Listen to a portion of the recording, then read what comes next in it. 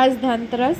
আজকে মা লক্ষ্মীকে বরণ করে ঘরে তোলার দিন, সোনা রূপো এইসব দিয়ে। তবে আর যা দাম বেড়ে গেছে সোনার, তাতে সোনার তো ধারে কাছে যাওয়ার মতনই নেই। ভাবছি কী কিনি। আর পিতল কাঁসারও প্রচুর দাম। তবে যদি দেখে নিতে পারো ভালো হলো, আর যদি দেখে না নিতে পারো তাহলে গেল। কিছু না পেয়ে অবশেষে এই ঝাঁটাটাই কিনে নিয়ে আমি বাড়িতে গেলাম। খুবই ইচ্ছে ছিল যে একটু সোনার কিছু কিনবো, তবে হলো না। এতটা দাম যে আমি তার ধারে পাশে যাওয়ার ক্ষমতাটাই রাখতে পারলাম না। 1,55,000 টাকা হয়ে গেছে।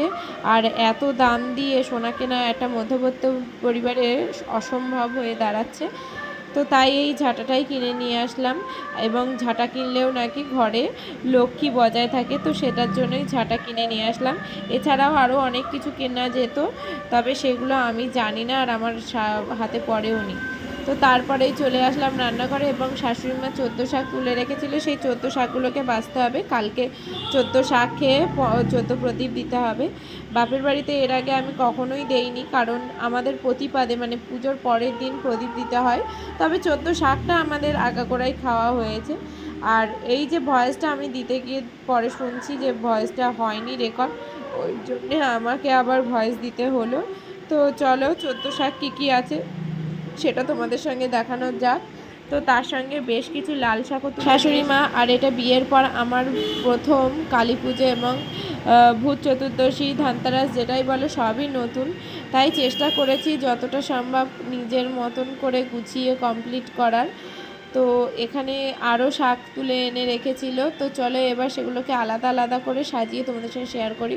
তো সর্ষে শাক, সজনে শাক, তারপরে ছিল মূলো শাক, তারপরে চাল কুমড়োর পাতা, তারপরে মিষ্টি কুমড়োর পাতা, পুঁই শাক, তারপরে বাঁধাকপি, বৌটুনি শাক, তারপরে এটা কী শাক বলতে পারবো না, তারপরে তেলাকচু, নোটে শাক, লাল শাক আর পালং শাক, এগুলো মোট ছিল। তো এখানে 14 রকমের শাক ছিল না, একরকম কম ছিল।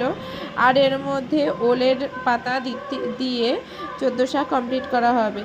তো তারপরেই আমরা একটু বেরিয়েছিলাম সন্ধেবেলা 14 প্রদীপ কেনার জন্য। যেহেতু কাছ থেকে বাড়ি গিয়ে প্রদীপ করে সম্ভব না 14 প্রদীপ দেওয়ার, তাই কিছু প্রদীপ, একটু মোমবাতি আর কিছু টুকটাক জিনিস কিনা নিয়ে আমরা বাড়িতে চলে এসেছিলাম। এবং আমরা কিন্তু বাজি এখনও কিনিনি, এরপরে বাজি কেনা হবে, সেটাও তোমাদের সঙ্গে শেয়ার করব। আর ছোট ছোট ভিডিও দিচ্ছি, অবশ্যই তোমরা দেখো। কেমন লাগছে জানিও, ভুল ত্রুটি হলে সেটাও কিন্তু কমেন্ট করে জানিও।